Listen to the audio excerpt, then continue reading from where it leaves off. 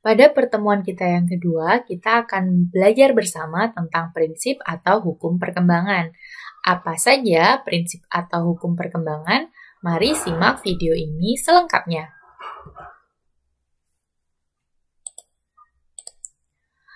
Yang pertama ada prinsip kesatuan organis, yaitu perkembangan individu merupakan satu kesatuan antara beberapa fungsi yang saling berpengaruh antar satu dengan yang lain. Contohnya adalah perkembangan kognitif anak yang harus ditinjau dari perkembangan yang lain. Contohnya ada afektif dan juga psikomotorik. Implikasinya, pelajaran-pelajaran yang diberikan harus berhubungan satu dengan yang lain. Adanya kurikulum yang terintegrasi dengan baik. Selanjutnya ada tempo dan irama perkembangan. Hal ini menekankan bahwa masing-masing individu memiliki irama sendiri dalam perkembangannya. Ada yang cepat dan ada pula yang lambat. Sehingga implikasinya proses pembelajaran harus menghargai keunikan masing-masing peserta didik. Jadi setiap anak tentunya berbeda tempo dan irama perkembangannya.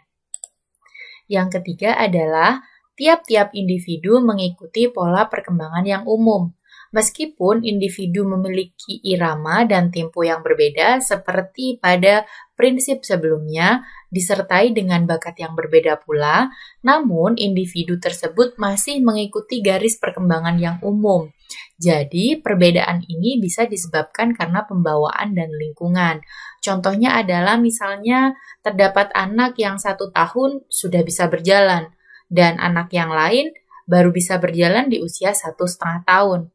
Baik anak A ataupun anak B mengikuti pola perkembangan yang umum, walaupun anak A lebih cepat dalam gerak motorik untuk bisa berjalan terlebih dahulu. Implikasinya adalah proses pendidikan dapat diberikan secara klasikal atau diberikan dalam konteks kelas bersama-sama, serta penggunaan alat peraga pendidikan bisa digunakan dalam rentang waktu yang relatif lama. Tidak perlu setiap anak atau setiap semester itu selalu diganti.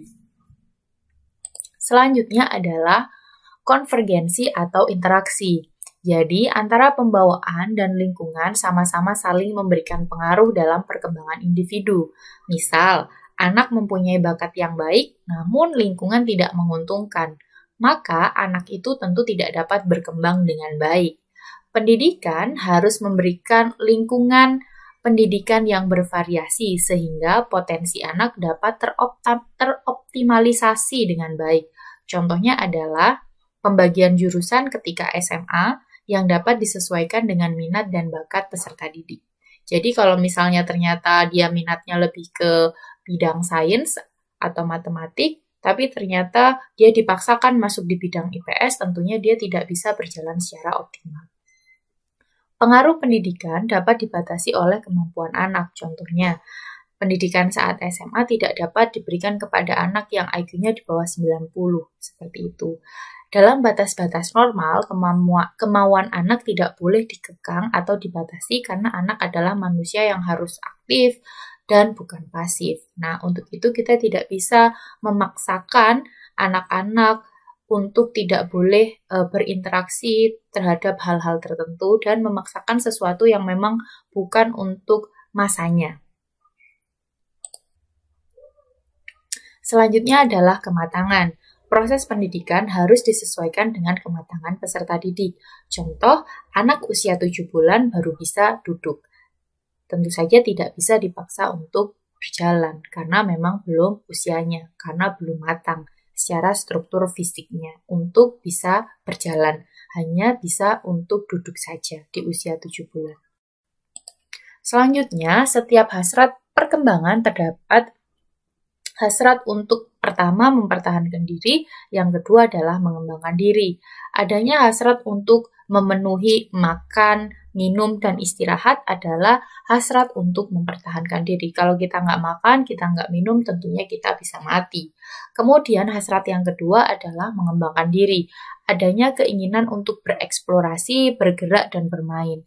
Implikasinya adalah jalannya proses pembelajaran harus memperhatikan adanya hasrat kebutuhan tersebut. Jadi, hasrat untuk terus bergerak, terus bermain, mengeksplorasi hal-hal yang menurut peserta didik itu menarik.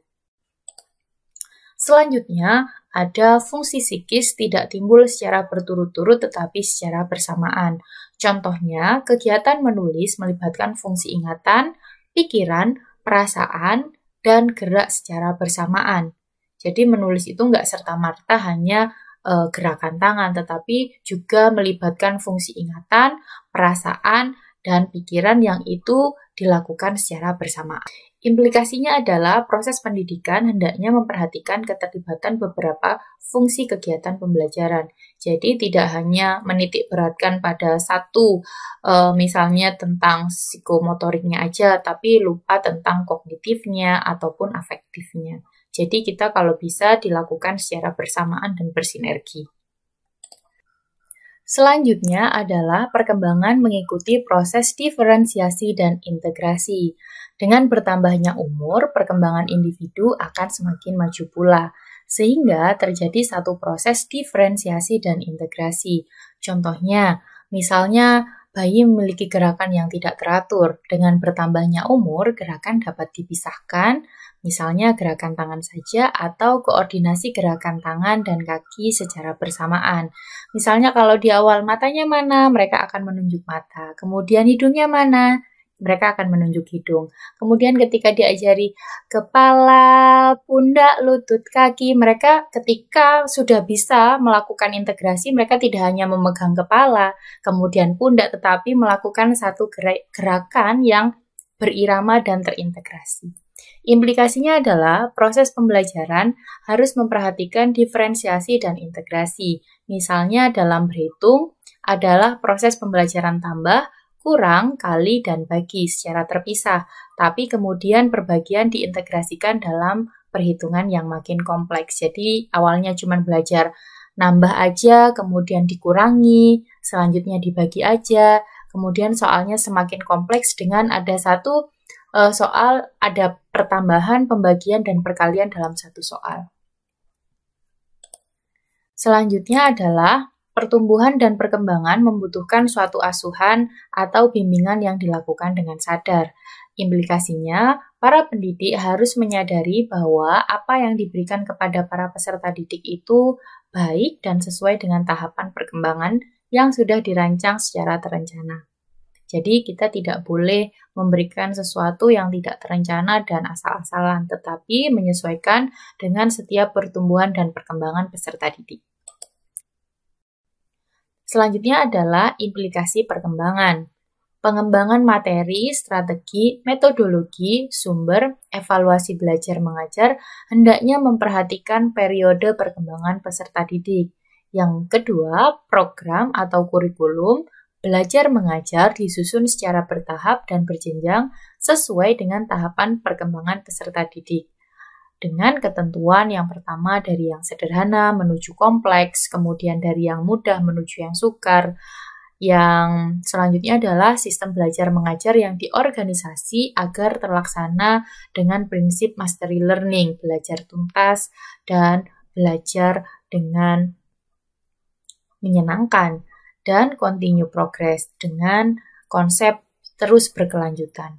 Yang terakhir adalah program dan strategi belajar mengajar idealnya dikembangkan dan diorganisasikan perlakuannya atau terinvensi yang dapat merangsang dan mendorong laju perkembangan peserta didik. Itu tadi adalah pemaparan tentang prinsip atau hukum perkembangan. Terima kasih.